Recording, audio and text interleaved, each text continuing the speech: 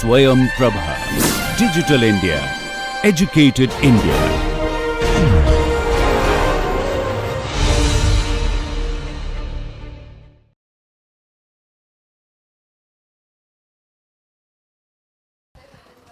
Good afternoon, everyone. It is my honor to introduce our speaker, Professor Srikanth Vedantam from the Department of Applied Mechanics at IIT Madras. His team's research bridges fundamental understanding of material behavior with real-world engineering applications focusing on advanced materials and micro and nanoscale systems. Let us all join in welcoming Professor Srikanth. We are truly fortunate to have him with us. Welcome, sir. Thank you very much. Thanks, everybody. So, one small mistake in the introduction. I'm not in applied mechanics. I'm in actually two departments. One is the Department of Engineering Design and Department of Medical Science and Technology. So, other than that, everything else is right. My name and everything is right. So, having a good time so far? Yes. Is it all that you expected to experience during this time? It's a real fun time. I've interacted with many of your senior groups, and a lot of them have been in touch afterwards also. What they're doing, they just send an email occasionally letting me know what happened. Okay. So, it's really a fun experience for all of you, and I should all take full advantage of it. It will be a really good experience for you. So, I have I think a period of almost 2 hours, maybe leaving out some 20 minutes for tea break in the middle. So, I prepared some amount of slides to explain about my department a little bit and what design is so far. I think it will be a very general presentation which will be applicable to many of you in many things that you do. And then after that, if you have time, as my introducer mentioned, I work on materials, okay, different kinds of materials. So all of us together, we will try to model material behavior in some very simple sense. I am a computational modeling person. I try to come up with how to describe material behavior, and we will, if depending on how much time we have, we will get into that a little bit. Okay, we'll use whatever you learnt in your 11th standard only, nothing more than that. So, okay. So, basically, I've given the title slightly differently, but it's basically introduction to design. What is design is what I'm going to talk about. And it's not something that we only do in either National Institutes of Design or in the Department of Engineering Design. Really speaking, everybody does design all the time. Okay, and I want to leave that as a message for you, and basically I want to convey to you how we can optimize the process. Design is one of those most difficult processes, and I want to let you know that how to systematically think a little bit. I mean, it will be only an introduction, but how to systematically think, and so that you can optimize the process. Okay. I am open to questions anytime, so you can raise your hands and ask questions. There's no concept of me being interrupted or anything like that.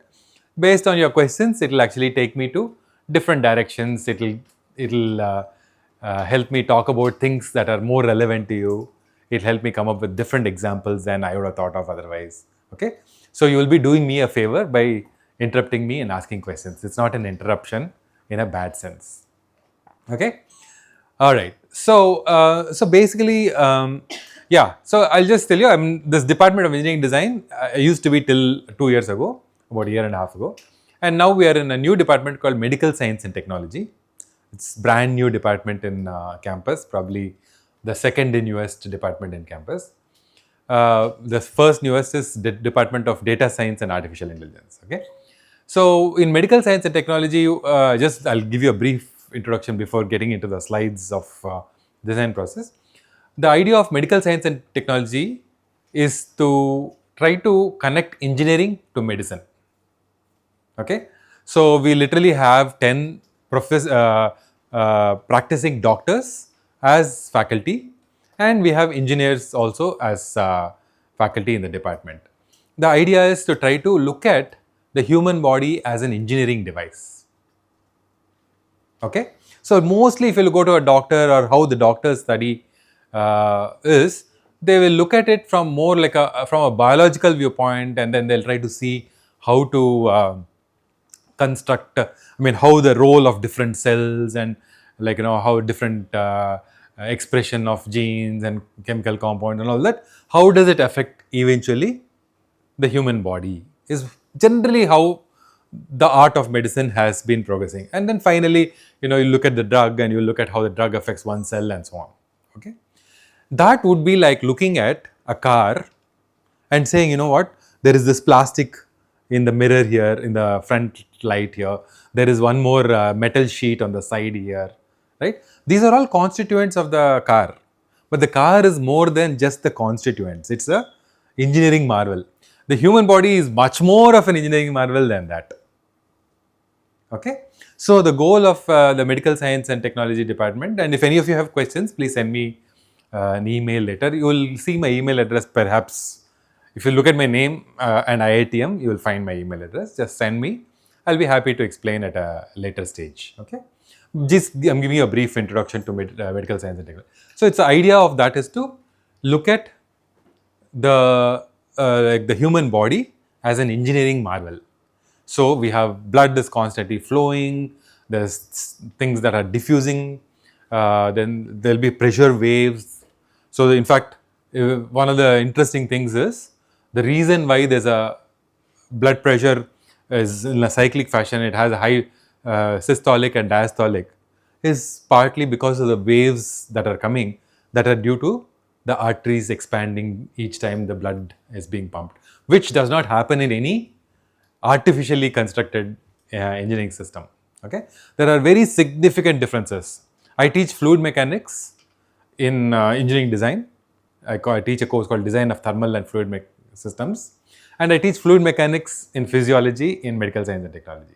Okay, it's same fluid mechanics, but it's like so different because the applications in engineering systems, the pipes are all rigid, they are all clearly have nice right angle bends and so on, right? So even there the analysis is difficult. But when you come to the human body, each time the heart is pumping, the artery will expand a little bit, there is branching, there's lots of curvatures. Okay, and then most importantly in engineering, the fluids can be described in much more simple fashion called Newtonian fluids. You would have heard tau is equal to mu du by dy, you would have learnt in school, right? Fluid mechanics 11th. Anyway, it doesn't matter, but there that mu du by dy is like a linear relation, tau and du. Whereas in blood flow, no, that linear relation goes away, it's like non-linear. And not only, and then the tissues are not just simple elastic materials, they're non-linear elastic materials. So anyway, what I wanted to point out is this sort of translation of all the engineering principles to the human body is not widely done. It's not really widely considered so far. So our department is one of the first of its kind, and many people appreciated this idea of this. So it's a growing, nascent, young department. So that's where I am currently spending a lot of my time. Of course, I still teach in my Department of Engineering Design also. Any questions about what I talked about human body as a human body as an engineering marvel? For example, one of our colleagues works on modeling the brain as a system. It's a dynamical system. So he looks at lots of how all the neurons are all some dynamic. They're in some dynamic equilibrium, and therefore small changes here could cause different changes. That's how. So the field is huge, and it's gigantic out there, but there's lots and lots of very interesting stuff. I think that will be the future of engineering and medicine. That intersection will be where everything will be, all the interesting problems will be headed.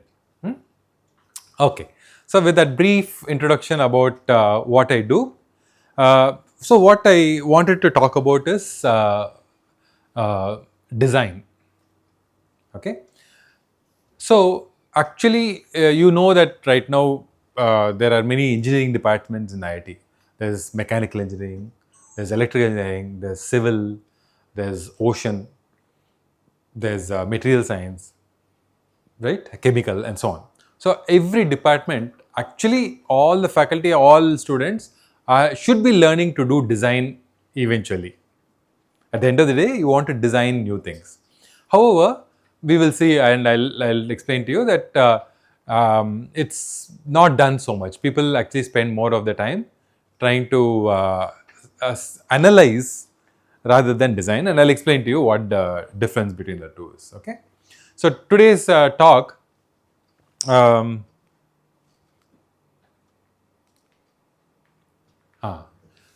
So anyway, I think it's a little bit like not so bright, but that's okay. So basically, I'm sorry, any questions? Huh? Yeah, sure, go ahead. Microphone for the questions? Yeah, just pass it on. So you told us that the Department of Medical Sciences is basically like, seeing how the human body is an engineering marvel. But I mean, it's not the best, most efficient machine because our cells are still dying. So is it possible that, by researching about the human body's functioning, we could potentially increase lifespans or even make a race of immortal human beings by preventing cell death or at least slowing it down? Is that a possibility? Yeah, sure. See, actually, the question you're asking. So her question was, it's not the most efficient machine. Was where she started, and she said the reason for that is the organs fail, cells die, and eventually humans also die, right? And is it possible for us to, like, maybe from this department or overall in the endeavor of medical science and technology, come up with immortal humans? So that's the question. Very good question. My answer to it is twofold at least, if not. The first thing is actually, so when we say it is not an efficient machine, okay, we have to be clear about what efficiency is. And efficiency is generally defined as, can anybody tell me what efficiency will be defined as? The work done by the waste. Work done by the? The waste of the released, whatever. Released. That is one point. Sorry? Output by input. What were you going to say? Yes. So basically, it is what you require divided by what you are going to put in. Okay. For this, you have to know what your requirement is. So when you say it's not an efficient machine, it depends on what you require out of it. In a sense, so what is it that you require out of human? Is it like immortality? What else? What is really the requirement out of maybe somebody who is there only for 30 years? Like I just saw Evereste Galva's name here. You know how long he lived? 20 or something, right? So did the professor tell you about his story? Very interesting, right? After this, you'll feel, why do you need even Bollywood movies, right? Like there are so many interesting, so I love the history of maths and science. If any of you are interested, you should read. There are some fantastic stories just from real life biographies of. Anyway, coming back. So what is it? The output? We should be very clear about that. Okay. Like for example, you might think of a rock as being immortal. Right? So is that good enough? Has it achieved some more efficiency because of that? So like that. I don't have an answer for what you're saying. It's a good thing. But now the second fold part of the answer is, can we improve the processes? That is, in other words, can we make sure that unnecessary or at least trivial kind of failures of systems, right? Like for example, some people suffer from diabetes very early. Type 1 diabetes is very early, and it just brings down the quality of life, right? Can we at least remove that? Even if they're not going to be immortal, can at least during the time that they are there, can we make sure that the quality of life can be better? Somebody might require a prosthetic arm. Somebody might require a hip replacement. Can you do that better? Okay, that is definitely one of the immediate goals that we can aim for. Okay, good, very good question. Yes, Yes, sir. So in your introduction, I heard about nanotechnology, sir. Actually, in our previous I blame her for that. I don't think that's true. No, I'm just joking. Please go ahead.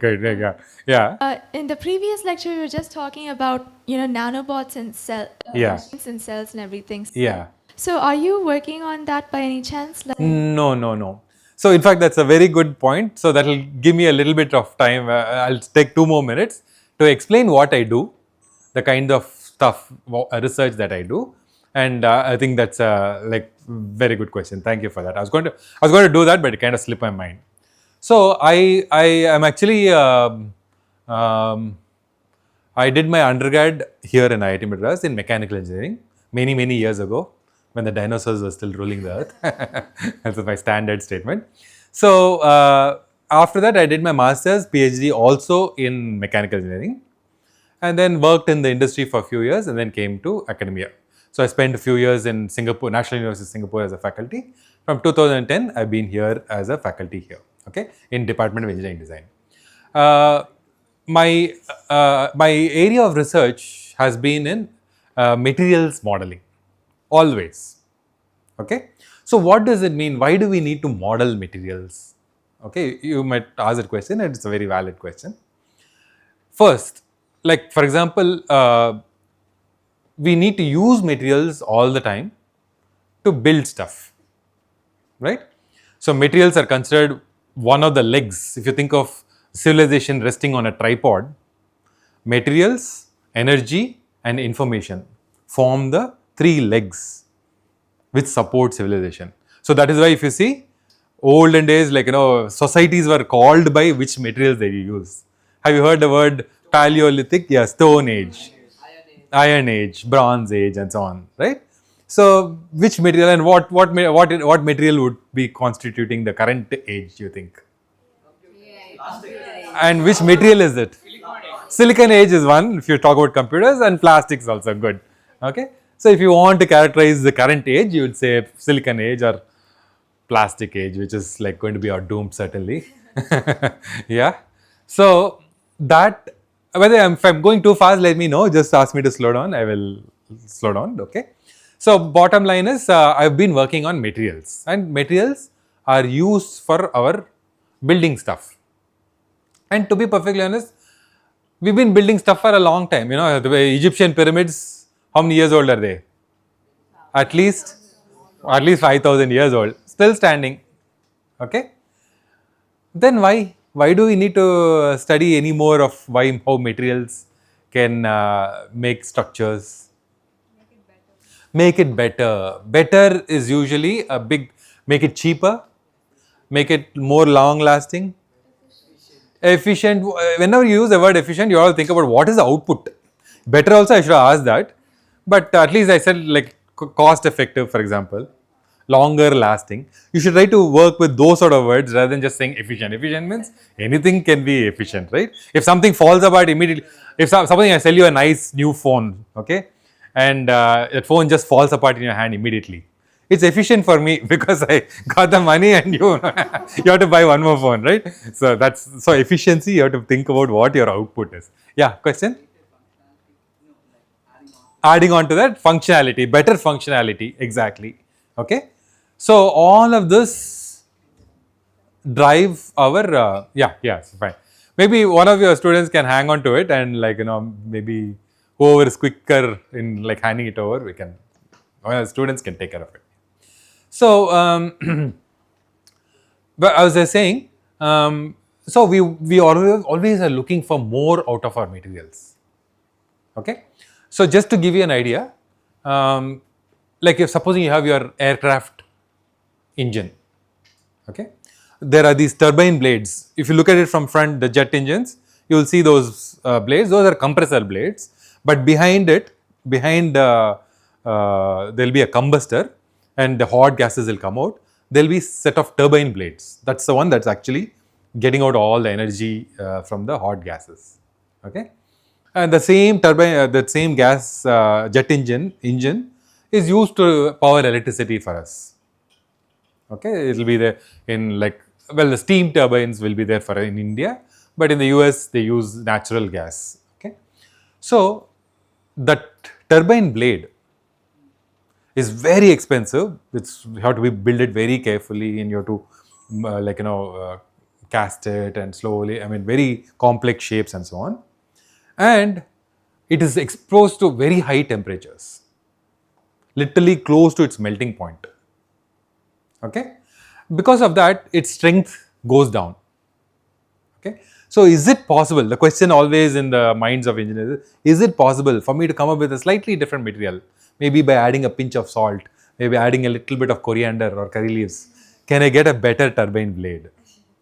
Okay, I'm joking a little bit, only joking about it when I said adding a little coriander, because our Iron Age in Tamil Nadu, many 2000, 4000 years ago, they were able to come up with the right amount of curry leaves or whatever it was, which made the iron from South India the best possible iron. Yes, yes, yes. Yeah. Oh, I'm glad. I should have made that the topic of my this thing.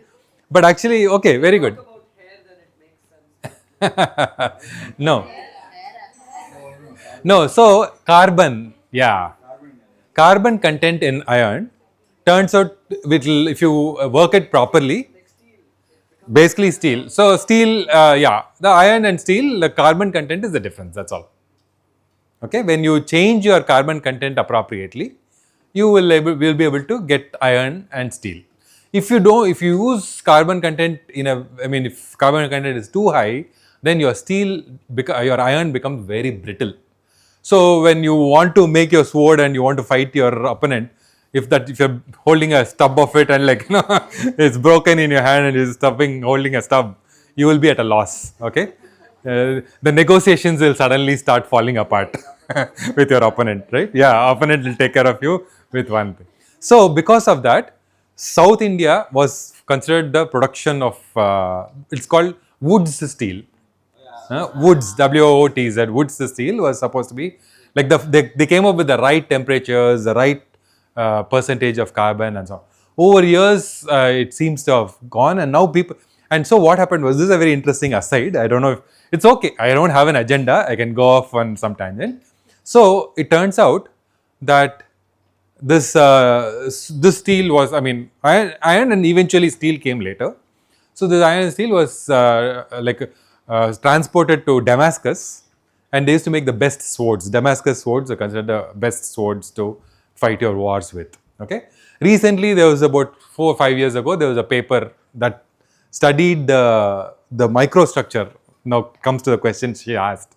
The microstructure, they looked at it in a transmission electron microscope, and they found that there are some nanostructured, nanocarbon present in that steel, which gave it both the combination of strength, that it will not break, and ductility. Ductility is the ability to bend without breaking. Okay, so we are always looking for materials which have multifunctional, as you pointed out, multifunctionality. If you get strength, you will usually break quickly, or if you are allowed to bend a lot, then it will be very less strength, right? It will be too floppy. So we need a combination of that, and some nanotechnology goes into that. I personally don't work on nanotechnology as that is. So you can clearly see nanotechnology is as old as 3,500 years ago, right?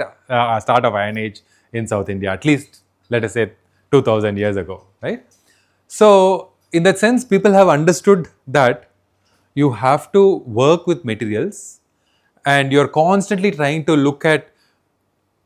improve the materials in terms of its strength and ductility and so on, right? And that's why there is still a current push. The person who is able to come up with a better steel even now, even to 2025, okay? If you can come up with a better steel means something that is stronger and something that is ductile. Because why do you need ductility? You need to make that steel into some shape. So you need to be able to beat it into a shape or make it into a car body shape or... Yeah. Is heating it not enough? Is heating it not enough? The question is yes, there is a combination of heating. So it is not, heating itself is not enough, because what happens is, as you can heat it for 30 minutes, you can heat it for 180 minutes, or you can heat it for 24 hours. And during each of those processes, there will be small different change in the in the microstructure. So there's something called microstructure for every material. If you look at your wooden table, you can see the microstructure, you can see some patterns, right? Those grains are what are called microstructure. That is, there are some level of variations that is smaller than the length of your overall table. So that microstructure is very, very important, and it plays an important role in the overall properties of the material. Okay. So my particular research is looking at the role of microstructure in the kinds of behavior that you can get. Okay. And so far, to be perfectly honest, so far people have not considered that. When you build a gas turbine blade, you will look at it initially and you will measure its properties and you will put it in and you will hope for the best. Fingers crossed. Okay. But what happens is, over time, as it's exposed to a lot of heat and temperature during operation, the microstructure itself starts changing. So you will be left with something that is not what you started with. And frankly, like the previous approaches which kind of studied this did not take that into account. So my research area is to try to incorporate the role of changing microstructure in the behavior, mechanical behavior of materials, to try to get more out of the material than you would have gotten otherwise. So there is a constant push towards improving. That is one answer. Second answer is, one microstructure which all of you will know, which keeps changing, is presence of a crack. Right? So imagine you have a turbine blade in your aircraft engine. Every 3 months you have to go and do an inspection of, see whether there is any crack or anything over the last 3 months. Correct? So what will happen is, right now it is designed, the design is done such that you don't even get the first, initially if you see one crack, small crack, immediately you will have to ground it, you have to remove it, replace it with something else. Okay? But each of these turbine blades is like so costly, $50,000. Okay? $50,000 or $40,000. So you don't want to unnecessarily replace them, but yet because you don't know what will happen to the crack, you will have to replace them. But actually not all cracks will be bad. As you might yourself see, like if you look around yourself, you will see some places there will be a crack could have formed, but it will remain like that for 20 years. In another case, if a crack forms, it will catastrophically fail. So there are differences there also. So right now, currently, trying to model the formation and development of crack is not well understood. Okay. So some of the work I do, and because my crack is also a microstructure, it's also some small scale thing that is changing, I also work on that, and I come up with new models, new approaches to try to model those. Okay. So that is broadly what I do. I don't build any nanobots. I'm sorry if I disappointed you with that answer, but I don't. I'm just joking. I'm not, just wanted to explain. Thanks for that question, because it helps me tell you what I do. Any other questions?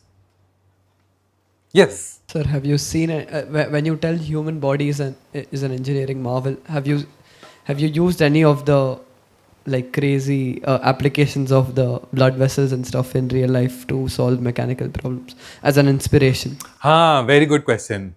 So whether some of the very interesting aspects that you see in the human body have been inspiration for engineering devices, was the question. Actually, that is actually a separate field of study. I mean, it's called biomimetic materials or biomimetics, like where you mimic biological systems. Not necessarily human body, but people have built very nice composites looking at the shells of crabs or whatever, like looking at that microstructure. Again, looking at lotus, I've worked on a problem where we've looked at a lotus leaf. So lotus leaf is considered very sacred in Indian tradition and also Buddhist tradition and all that, because a drop of water will not stick to it, it will just roll off. And in the process of rolling off, it actually removes all the mud. Okay. So the lotus leaf looks very clean in spite of it being in a very muddy marsh. That is the tradition. Why is that?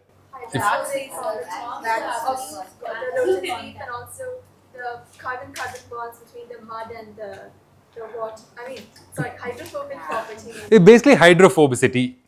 Hydrophobicity means the repulsion of a water droplet from the surface, correct, right? So forget about, now this hydrophobicity is not coming from chemical origin. In a lotus leaf, it is actually because of one, again, microstructure. That is, the leaf has these small patterns on which there are, so there will be small spikes sticking out. On the spikes there will be hair sticking out. So there is this hierarchical pattern which causes the water droplet to mostly touch air. Air is the super hydrophobic, most hydrophobic, because air will not get wetted by water, right? It's like you will get literally a droplet of water in a spherical fashion if you are only in contact with air, right? So a lotus leaf has this fine microstructure which causes the leaf not to touch the actual leaf itself, but touches air mostly. Because of this, it is not going to stick to it, and as it rolls off, it removes the mud. Mud will be like pieces of grains of sand or something like that. It removes it. Okay. So one of the biomimetic application is people are trying to see if you can roughen or hierarchically roughen surfaces such that you can get that. That will allow you to come up with better designs all the way from ACs to car windshields and so on. Why? Because in an AC, what happens is, I'm going a little bit far out of field, but it's okay. I hope you're all getting stuff and note down stuff. It's okay. I don't think we need to cover any material. There's no portions to cover, right?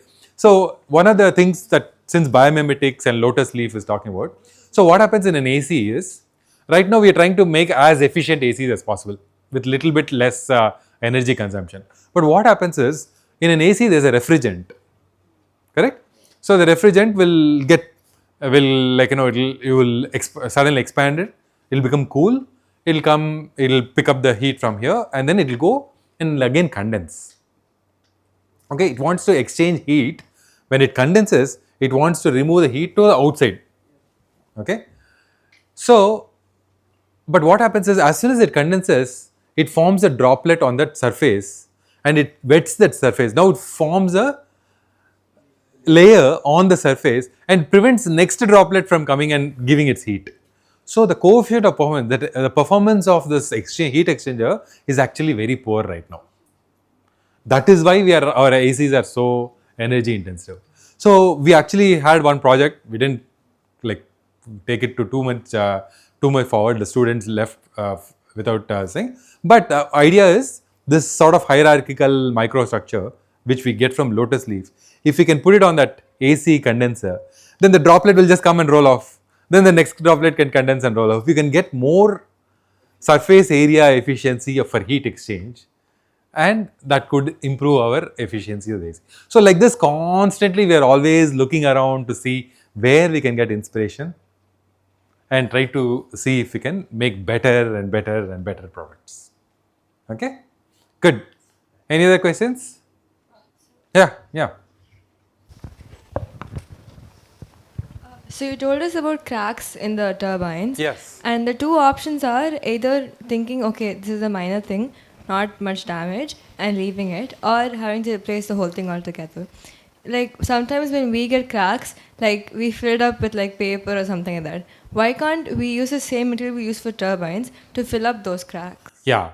So good question, but see, there are some materials people are trying to develop right now called self-healing materials. So you have some, in the material cell you have some small pockets of some other material. The moment a crack comes and that material is exposed to the air, it hardens and it becomes, but it doesn't work in gas turbines. Those are 1400 degrees, 1500 degrees centigrade. We cannot find any materials which will do that. But like what you are saying is good for some more reasonable temperature. People are trying to do so. Yes. Yeah. Sir, can I attempt to answer that question? Yeah, please, definitely. Yeah, just we want to record your answer for posterity. Yes. So Usually how turbine blades are made, from what I understand, is either via milling or a casting process. not milling, mostly casting only. Casting. forging or milling, right? No, forging, no, it's tough to do. It depends. It's actually casting, mostly casting, and then finally you'll do. See, what happens is now the latest turbine blades are what are called single crystal. Yeah, there's before they used to have dovetail joints between. They still have dovetail joints. You need to attach the blade to your rotor, Okay, right. right? So you'll still need a dovetail joint is nothing but a slot. Like, I don't know how many of you do shaving yet, but at least every morning when I have to change my blade, I'll actually insert the blade into one handle. That is like nothing but a joint. Similarly, here there is a joint in which you can put your turbine blade. Yeah. So if nowadays if you have monocrystal turbine blades, right? If Single crystal, yeah. there's a crack in it, and if you fill it with additional metal, then that crystal, continuity is broken. So that reduces the strength still. True. Yeah. So what he's saying is you cannot repair a single crystal because you will introduce some microstructural features which will be weaker, which is correct. Lots of times, anytime you join two things, you will usually be the weakest. So if you look at anything around you in your house which is broken, you will hardly find anything that broke right in the middle of the. It will be near the joint. Okay. So that's what he's saying is correct. The joints are usually the weakest part, and if you repair it, you'll essentially be creating a joint, and it will be weak. Very good. Glad to hear that perspective.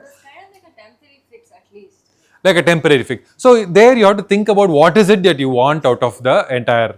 No, it's okay. Hang on. It's just she just gave a small. Yeah. So it's basically it's like a temporary fix. I'll repeat what she says so that it's there first thing. So it's like a temporary fix. You can do it.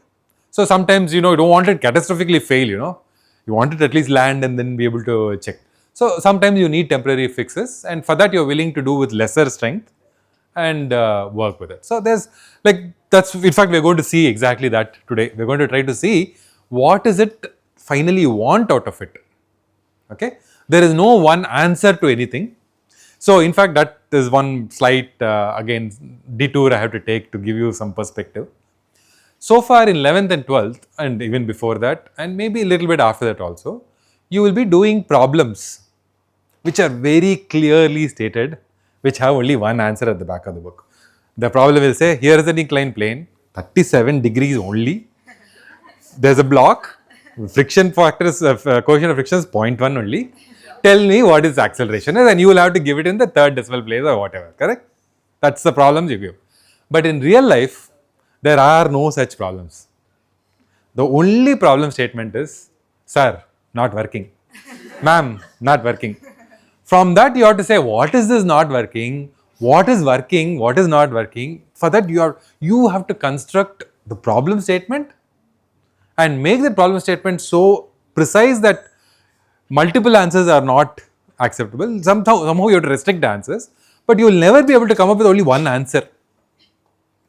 Okay, this is true whatever you take up. Tomorrow you're taking up science, you're taking up engineering, you're taking up literally law, medicine, it doesn't matter. There will not be multiple answers. So there will actually you have to come up with the so-called best answer, and for that you have to be very clear about what best is. In fact, that is why we are going to do today's discussion. That's really the motivation for today's discussion. Okay. So, and all of this is like design. Design will never have one single answer. I can design a phone, you can design a phone, we'll come up with different ones. He will have a more expensive phone with a lot more features. I will have less expensive. But there will be some customer, there's an end user who has to decide what is best. Right? So there is no one answer to it. This is where we are going to start and continue in our thing. So that is what I am going to talk about, like how design is. And this you're going to use actually, I hope all of you will use it to literally do some plan when you plan your next vacation. Is also a design. There's no one answer.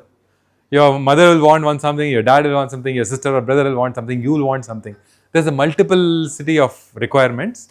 You will have to try to balance it out for the best vacation possible. So for that you have to decide what is best. If your best vacation is what you want to do, then that will be of course one answer to it, but it will probably not be acceptable to everybody else. So that is what we are going to do. So design process, we'll try to look at today's thing. I hope we'll have time. First, we have to always keep in mind there will be a client. Client is nothing but an end user of whatever you do. Supposing you are going to design a study program for your 12th standard. You are going to design for yourself. I am going to design a study program. I have constraints. I have to sleep. I have to go talk to friends. I have to look at WhatsApp messages. Right? I have to watch YouTube shorts. Right? I have constraints. In that constraints, I'll have to come up with a best design of a study program. Okay? So you have to think who the user, end user of your program is. Who is your client? Who is your customer? If sometimes it will be yourself, and in some cases it will be your parents who are kind of ready to give you a light like knocking on the head. So anyway, and by the way, he clearly said that you end user yourself, but there also you have to think about their primary stakeholders, primary client. But even amongst yourself, even if you are the customer, think about whether that customer is you now for this 1 year or you 5 years from now or 10 years from now. Now from 5 years and 5 years from now. What's that? No, something like I want to enjoy this 12th standard. I want to go and play my basketball for 2 hours or 3 hours every day, right? Versus, hey, I'll give up that, but 5 years from now I'll be doing something which I have a lot more ability in choosing my ability to do things. If I want to go and do electronics engineering, I want to do it. Or if I want to study medicine. So who's your customer? Who's that customer? Is it you right now? Or is it you 10 years from now, 5 years from now? So there is always an optimization even amongst that. Okay, if it's now, I'll want to just go and enjoy. I want to just watch as many movies as possible, right? I want to watch as many movies as possible, right? If it's right now.